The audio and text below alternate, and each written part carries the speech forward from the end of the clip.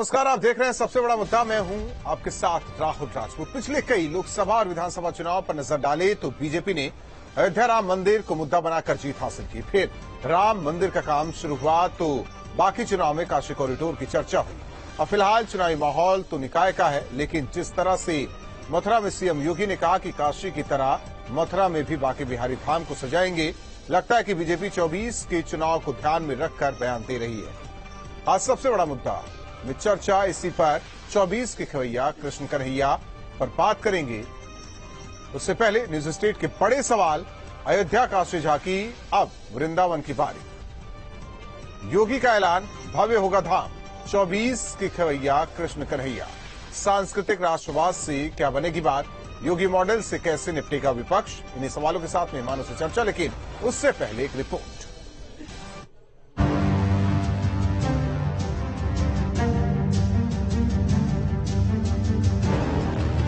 निकाय चुनाव में मथुरा में पहली जनसभा करने पहुंचे मुख्यमंत्री योगी आदित्यनाथ ने चुनावी मंच से मथुरा कॉरिडोर की बात कहकर सियासी हलके में खलबली मचा दी। हम लोग बताते हैं जैसे काशी में काशी विश्वनाथ धाम बन गया, ऐसे ही सभी लोग सहमत हो बांके बिहारी का धाम भी इसी प्रकार से काशी विश्वनाथ धाम की तर्ज पर आगे बढ़ता है।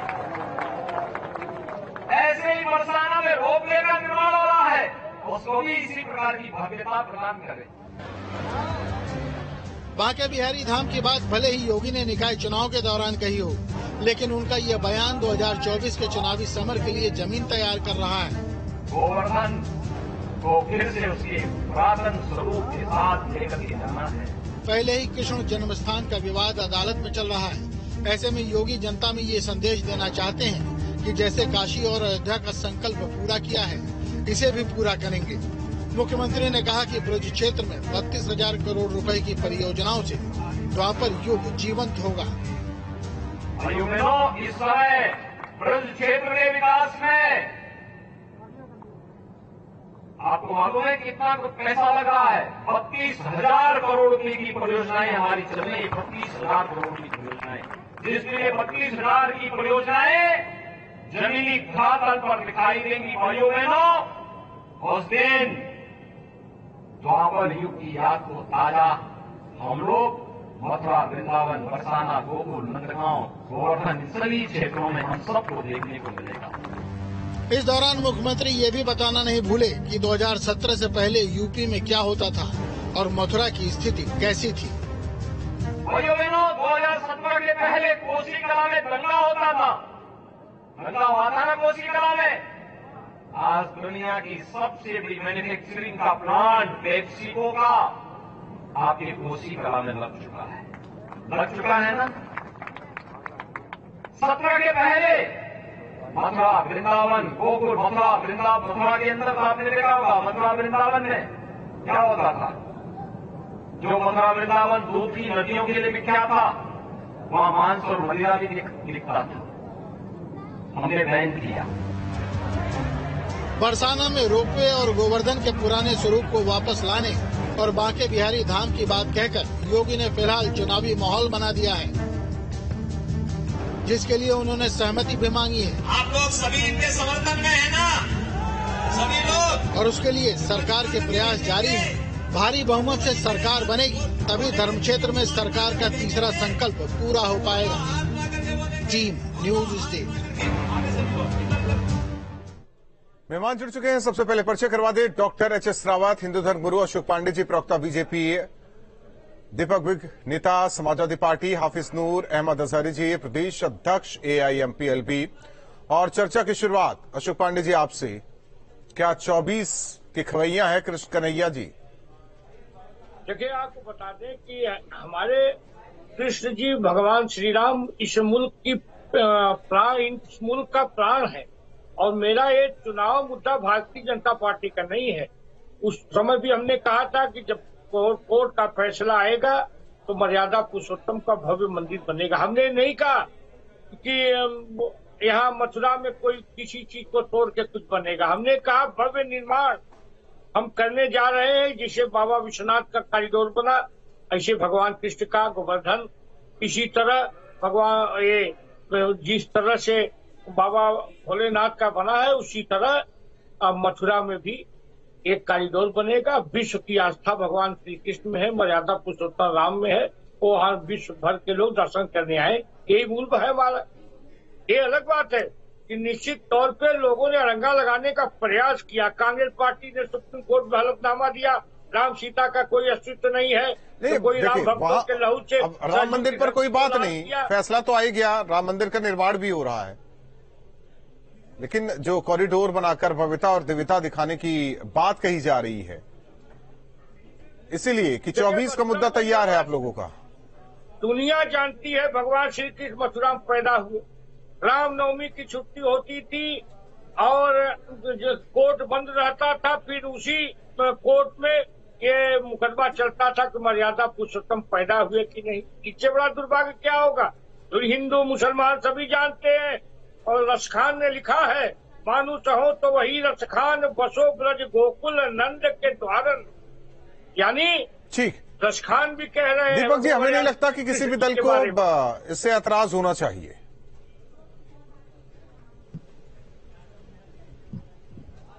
नहीं, हमें कोई ऐतराज नहीं है बिल्कुल भी। कृष्ण जो है हमारे भगवान, जो है हमारे आराध्य हैं। और एक बात और मैं कहूं कि सरकार जो है इसमें बेमतलब क्रेडिट लेने की कोशिश कर रही है। विनीत नारायण जी, आपको याद है, एक कॉलमिस्ट हैं और बहुत बड़े पत्रकार हैं। उनकी जो एक संस्था है वो मथुरा वृंदावन में ऑलरेडी काम कर रही है, और उन्होंने जो अपनी प्रपोजल दिया था वो बहुत सस्ता दिया था कि 1000-2000 करोड़ के अंदर ही हम ये सारा कॉरिडोर और ये सब चीजों को बना देंगे। पर ये उसको बाईपास करके सरकार अपना ठेका लेके, जिस तरह से इन लोगों ने अयोध्या के अंदर भी खुद ही अपने लोगों को जमीनें औने पौने में खरीदवा के और बाद में उसको तिगने चौगने 5 गुने 10 गुने 100 गुने पे बेचा, तो वो गेम इनका यहां मथुरा के अंदर भी चलना है। नहीं तो विनीत नारायण जी के माध्यम से अगर ये सब काम होता तो मेरा मानना बहुत बढ़िया होता। सरकार तो समाजवादी पार्टी की थी, हमें लगता कि पहले ये काम हो गया होता तो आज ये मुद्दा भी ना बनता बीजेपी की ओर से।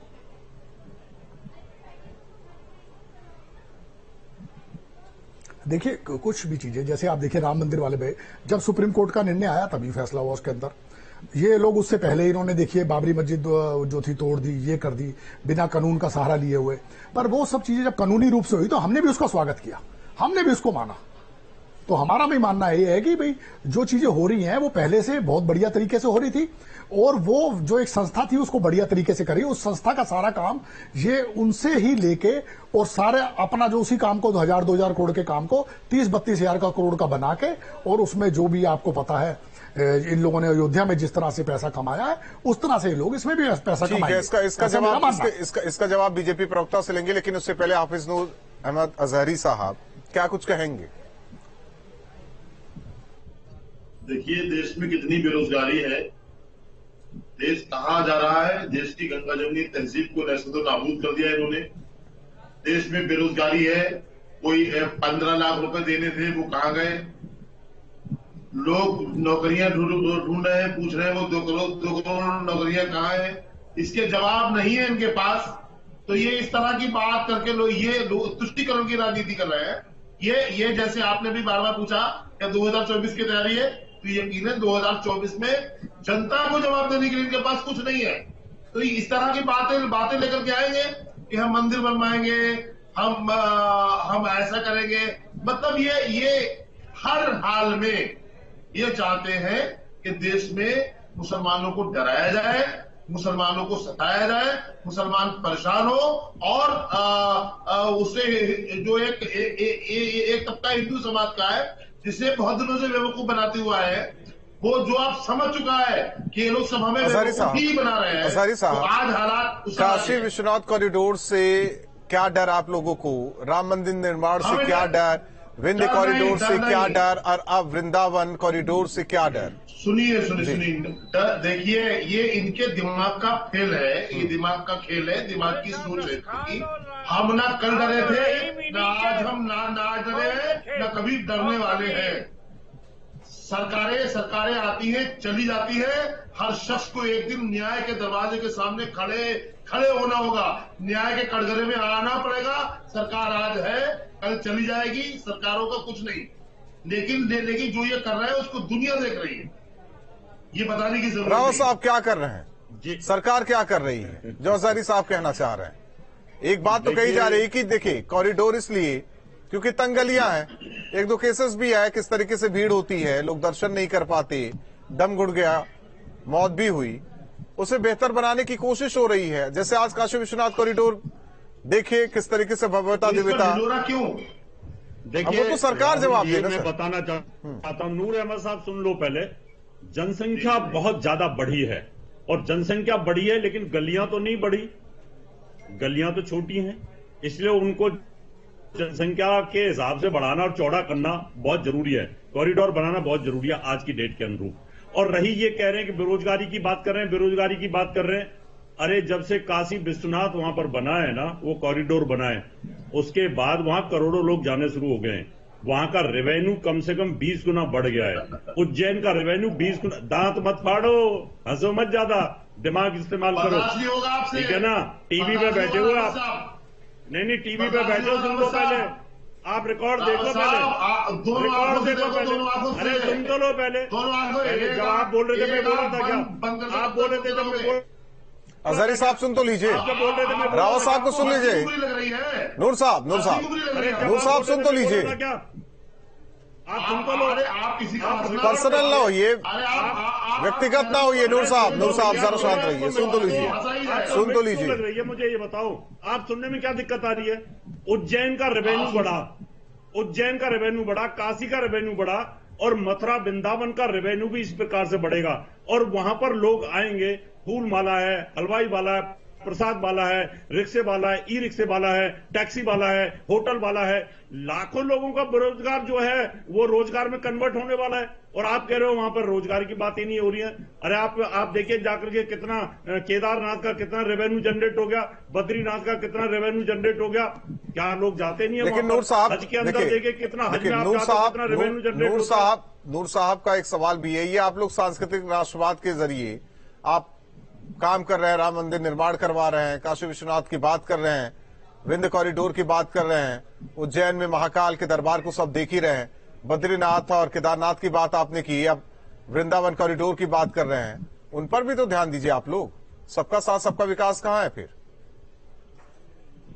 तो इनके पास तो है ही नहीं ना कोई ऐसी चीज कि जिसकी वजह से इनका तो वहां पर है, हज करने के लिए जाते हैं, वहां सऊदी अरब का विकास हो रहा है, वहां जाकर के यहाँ का पैसा खर्च करते हैं, जाकर के यहाँ हवाई जहाज में जाते हैं, वहां होटलों में रुकते हैं, वहां 15-20 दिन रहते हैं, वो सऊदी अरब में जाकर के पैसा खर्च करके आते हैं। ये भी बना लें ऐसा ही एक हज हाउस यहाँ पर, कहीं ना कहीं यहीं पर मक्का लेके आ जाए, दूसरे नंबर का मक्का आ जाए इंडिया के अंदर, तो यहाँ भी रेवेन्यू जनरेट होगा। जो करोड़ों मुसलमान है वो भी जाकर के हज करेंगे यहाँ पर। लेकिन इनकी हिम्मत नहीं है, इनकी हिम्मत नहीं है कि दूसरा मक्का मदीना यहाँ पर बना लें, क्योंकि ये रावत साहब पूरा हिंदुस्तान का रेवेन्यू तो वहां जाता है।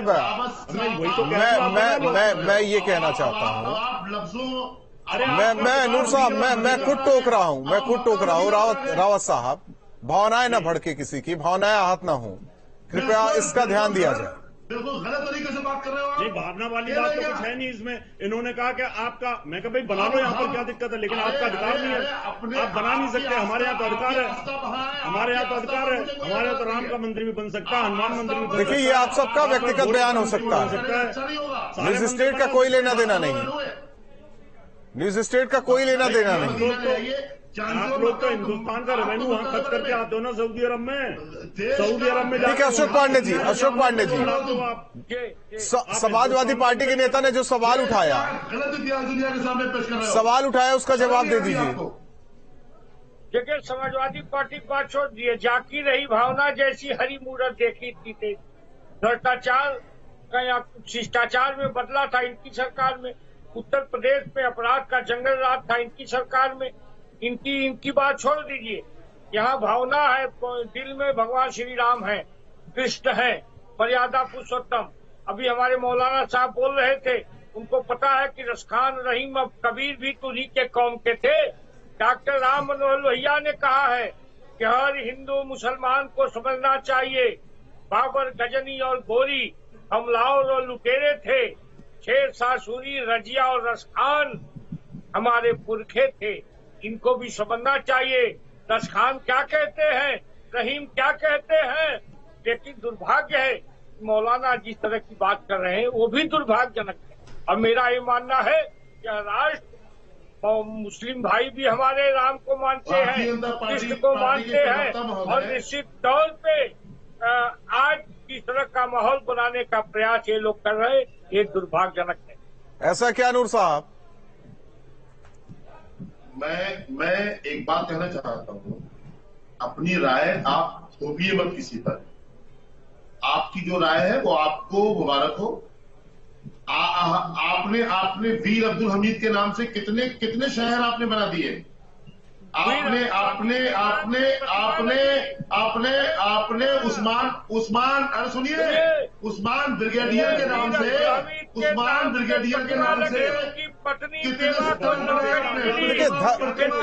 प्रतिमा बनाने से विकास नहीं होता। आपसे जो पूछो बताए, आप हिम्मत और जवाब दें। अरे आपने हिम्मत और जवाब दें। बनाने वाले हम लोग हैं अब्दुल कलाम को। आपने राष्ट्रपति बनाया और राष्ट्रपति महोदय के नाम से कितने शहर कायम किए और राष्ट्रपति को कौम के लिए कितना आपने विकास किया है। ये रावत जी जो अभी मक्का की बातचीत कर रहे थे, का सम्मान करती है, लेकिन आप सुनिए माहौल मत अशोक जी सुन लीजिए, सुनिए अशोक जी सुनिए। इस्लाम किसी निश्चित तौर पर अशोक जी सुनिए, लोगों को भगवान सुन तो लीजिए अशोक जी। भारतीय जनता पार्टी की प्रवक्ता महोदय, आप थोड़ा बोलने। नूर साहब आप बोलिए। ये जो आपका तरीकाकार है जो आप बोल रहे हैं, अब मैंने आपसे जो सवाल किया उसके बारे में बताइए। आपने डॉक्टर एपीजे अब्दुल कलाम को राष्ट्रपति बनाया, ठीक है, मान लिया हमने। डॉक्टर एपीजे अब्दुल कलाम जिस कौम से ताल्लुक रखते हैं, जिन्होंने देश के लिए इतना किया है, उस कौम के लिए आज तक आपने क्या किया है उसे तो बताएं आप। हाँ बता रहा हूँ, बताइए। बताइए आपने उस कौम को सुनने की आदत डाली है। सुनाने आपको सुनाना आता है और अपनी बातें थोपनी आती है। नूर साहब जो जहन में है सवाल वो पूछिए। हो गया रावत साहब एक मिनट, व्यक्तिगत ना होइए, इतना ही कहना चाहेंगे। नूर साहब को लेकर किसी कौम पर, किसी समुदाय पर टीका टिप्पणी ना की जाए। देखिए इनकी आदत है, इनके पास है नहीं कुछ बोलने को। नहीं, गलत बात है, ये गलत है। इन्हें देश की सड़कों के गड्ढे नजर नहीं आ रहे हैं। ठीक है दीपक जी, आपने जो सवाल उठाया उसका जवाब यही आया कि पहले ही भ्रष्टाचार में डूबी रही समाजवादी पार्टी, उसे तो वही नजर आएगा। चश्मा ही समाजवादी पार्टी का वही है। देखिए मैं वही तो कह रहा हूं। देखिए माननीय अखिलेश यादव जी जो विकास पुरुष के नाम से जाने जाते हैं, जिन्होंने 2012 से 17 की जो उनकी गवर्नमेंट रही, कोई व्यक्ति अगर एक भी बता दे उन पे एक भी भ्रष्टाचार का दाग हो, अपराधियों को उन्होंने पार्टी से जो भी पुराने थे, कोई अपना दल का गठबंधन इनका हुआ था आतिक वाले मामले में। उमेश पाल हमारा विधानसभा का वो प्रत्याशी बनने जा रहा था, जो राजू पाल की जो बीवी है वो हमारी विधायक थी। इन्होंने बम रोडों पे बरस रहे हैं। भ्रष्टाचार में इनका एक मंत्री 5 करोड़ का आरोप, 5 करोड़ का जो 5 करोड़ जो बीच में ना बोले, 5 करोड़ का जो आरोप है इनके मंत्री पे। मेरा विषय है ही नहीं, ये भ्ष्टाचार की बात, मेरा विषय नहीं है। अभी आपको फोटो दिखा दे, मैं आपको फोटो दिखा दूं, इसी चैनल पर फोटो दिखा दूं। वही आ रहा हूं। नहीं आप छोड़िए, मेरा सवाल सुनिए। आप कैसे कह रहे हैं विकास पुरुष? हज हाउस बनाया गया वो विकास पुरुष है। और सनातन को लेकर क्या किया था? सनातन को लेकर क्या किया था? आपके अखिलेश यादव ने सनातन को लेकर क्या किया था? जो इन्होंने भ्रष्टाचार किया। आज अगर मंदिर कॉरिडोर की बात हो रही है तो इतनी तकलीफ क्यों मथुरा है? में भी वही भ्रष्टाचार करेंगे, ये मथुरा में भी वही भ्रष्टाचार करेंगे, आप देखना। ये आपको लग रहा है? क्या चीज? हज हाउस बन रहा था, रिपीट करें। हज हाउस तो बनाया ना, गाजियाबाद में एक हज हाउस भी बना लंबे चौड़े बजट पर, याद है आपको? देखिए आपकी सरकार एक जो चीजें हैं, हम देखिए कृष्ण भगवान जी हमारे आराध्य ही रहेंगे। हमारा जो है देखिए कुछ नहीं विश्वास है और हमारे आराध्य ही रहेंगे। और मेरा मानना है कि वो रहेंगे। ये टाइमिंग, इसकी टाइमिंग देखें आप, इसकी टाइमिंग देखें। 6 साल बाद, 9 साल के बाद इनकी राष्ट्र में सरकार है, 6 साल हो गए इनको। यहां पे टाइमिंग देखें, 2024 के चुनाव से पहले इन्हें मुद्दा लाना है, उस मुद्दे को ये लाए। विनीत नारायण का काम था, उस काम का श्रेय ये खुद ले रहे हैं। 1,500 करोड़ का काम है, उसको 32,000 करोड़ का काम नहीं तो उनके काम को 6 साल पहले नहीं गए होंगे वो प्रपोजल लेकर, जो इन्होंने काशी कॉरिडोर प्रपोजल लेकर नहीं गए वो होंगे। पैसा भी ये बनाएंगे। अशोक पांडे जी, विनीत नारायण जी की, ये लोग विनीत नारायण जी का तो काम चल रहा है ऑलरेडी। करने वाले लोग हैं। विनीत नारायण जी का तो काम ऑलरेडी छीन लिया, ये इन्होंने उनका काम रुकवा दिया, इन्होंने सरयू की धरती के राम इन्होंने उनका भक्तों के काम लहू रुकवा से दिया। लाल कर दिया था। ये देखिए, वही लोग अच्छा हैं ना और सुनिए, जो देश के पैसे से बीच में ना बोले, देखिए मैं आपके बीच में नहीं ये बोला, वही लोग हैं ना। देखिए मैं आपके बीच में नहीं बोला, मैं आपके बीच में नहीं बोला, मेरे बीच में ना बोले। और एंकर साहब मेरे को आपका जो है वो आशीर्वाद चाहिए कि इन्हें चुप कराएं, मेरी बात खत्म हो रही है। 1 मिनट में अपनी बात खत्म कर रहा हूँ, आप इनको चुप कराएं, आप इनको मेरी बात 1 मिनट दे दें मुझे, बस मुझे 1 मिनट दे दे, 1 मिनट दे दे, मैं अपनी बात को खत्म कर लूं। देखिए मैं अपनी बात को खत्म कर लूं, फिर बोलिए आप, को कहें। दीपक जी बोलिए। एंकर साहब मुझे आश्रय दे अपना। बोलिए। हाँ देखिए मैं आपको बताता हूं, ये वो आदमी है जिन्होंने एक आदमी को पैसा दे के ये लाए, जिसने गाना बनाया, जो राम को लाए हैं हम उनको लाएंगे। राम तो हम सबको लाए हैं, ये राम को लाए हैं। बताइए, बीजेपी कह रही है हम राम को लाए हैं, बीजेपी राम से बड़ी होगी। ये पैसे दे दे के गाने लिखवाते हैं, उस गानों को चलवाते हैं और राम से बड़ा अपने आप को बता रहे हैं। मतलब अगर ये नहीं होते तो राम नहीं आते। अरे राम तो पहले से थे, राम तो 7,000 साल 8,000 साल से थे यहाँ पे। राम हम सबको लाए हैं। ये ऐसे गाने चलाते हैं और ये भ्रष्टाचार के अलावा जितने ये धार्मिक काम कर रहे हैं उनकी टाइमिंग देखें आप। भ्रष्टाचार के अलावा इनका कोई काम नहीं है। ठीक है, जवाब ले लीजिए। अब आप अपनी बात बोले। रावत साहब जी राहुल जी, मैं ये कह रहा था, दीपक जी कह रहे थे कि राम को लाए। अरे भावना को समझो दीपक जी, वो एक भक्त की भावना है।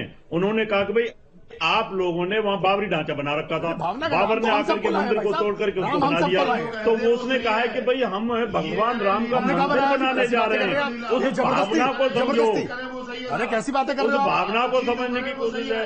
आप हज हाउस बनाने पर लगे हुए थे, तो जैसी सुप्रीम कोर्ट का निर्णय आया सबसे पहले स्वागत हमने किया। जनता पार्टी ने नहीं किया। वो हम लोगों की भावना है। हर एक सुप्रीम कोर्ट के निर्णय का हम स्वागत करते हैं। तो करो ना, करना चाहिए। लेकिन आपने एक बात कही दीपक जी, आपने एक बात कही, विकास पुरुष आपने बताया अखिलेश यादव को। राजनीति आप कर रहे हैं, पसमानदा की राजनीति कौन कर रहा है? शियाओं की। वो तो कह रहा है सबका साथ सबका विकास। हाँ जी, राजनीति तो आपने भी करी है, राजनीति आपने भी करी। क्या आपने एम.वाई फैक्टर नहीं बनाया क्या? आप तो मुसलमानों के। मैं आपको और बताता हूँ, आज मुसलमानों के पीछे कौन भाग रहा है? पसमानदा मुसलमान, शिया मुसलमान महिलाएं। बीजेपी का कहना है, बीजेपी का कहना है दीपक जी, केवल आप लोग वोट लेते रहे, समाज की भलाई नहीं की। उनका कहना है कि हम तो समाज की भलाई भी कर रहे हैं। अब छोड़ देते हैं ना इस विषय को। बहुत बहुत धन्यवाद आप चारों मेहमानों का हमारे साथ जुड़ने के लिए। सारे तौर पर जिस तरीके से नगर निकाय का चुनाव मथुरा पहुंचे थे सीएम योगी, उन्होंने कहा कि कॉरिडोर बनेगा, जिस तरह से काशी विश्वनाथ कॉरिडोर बना उसी तरह से वृंदावन भी चमकेगा। अलग अलग हिस्सा मथुरा का चमकाया जाएगा। लगातार काम हो रहा है, नवनिर्माण मथुरा में काम किया जा रहा है। लेकिन सवाल यही है कि क्या 24 के लिए पिच तैयार बीजेपी ने कर दी है? अगर ये पिच तैयार है तो ऐसे में विपक्ष के पास कार्ड क्या होगा 24 के लिए? सबसे बड़ा मुद्दा में